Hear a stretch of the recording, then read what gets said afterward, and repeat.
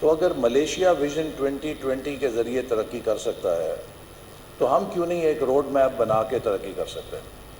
تو انہوں نے کہا کہ اچھا، آپ بہت اچھا خیال ہے، اس کو کیجئے۔ تو آپ پہلے پھر ملیشیا جا کے دیکھیں ڈاکٹر مہاتیر نے کیا کیا، اور اس کی روشنی میں پاکستان کا روڈ میپ بنائیں۔ ہم 4-5 لوگوں کا ڈیلیگیشن لے کے ملیشیا چلے گئے۔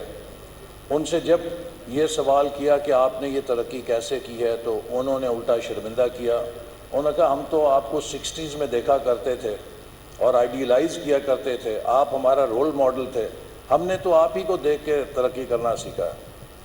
خیر واپس آ کے ویژن 2010 کو فارمولیٹ کیا، سب لوگوں سے مشورہ کیا، کوئی 5000 سے زیادہ اسٹیک ہولڈر سے مشاورت کی، اور 2 سال بعد ماشاء اللہ لگ گیا، اور کھڑکی سے باہر ویژن اٹھا کے پھینک دیا۔ جب میں حکومت میں پہلی دفعہ آیا، پھر کئی سال ولڈرنیس میں کی 50ویں سالگرہ منا رہا تھا میں۔ تو وہی سوال مجھ سے پھر پرائم منسٹر نے کیا کہ اب آپ کیا کرنا چاہتے ہیں؟ تو میں نے کہا کہ میں وہی کام وہیں سے، جیسے پی ٹی وی کی نشریات ایک زمانے میں اکثر ٹوٹا کرتی تھیں اور پریزنٹر کہتا تھا کہ ناظرین ہم اپنی نشریات وہیں سے بحال کرتے ہیں جہاں سے ٹوٹی تھیں، تو میں نے کہا میں بھی وہیں سے سفر بحال کرنا چاہتا ہوں جہاں سے ٹوٹا تھا۔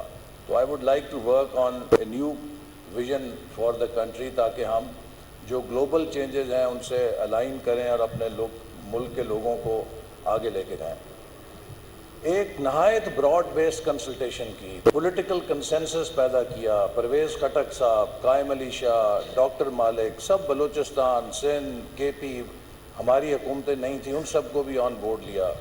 سو وی چاپڈ آؤٹ ویژن 2025 کہ پاکستان اگلے 12 سالوں میں کیسے ٹاپ 25 اکانومیز میں آ سکتا ہے۔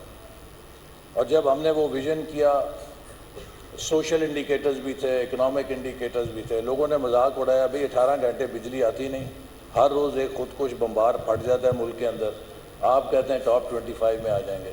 لیکن نیک نیتی سے چلے 3 سال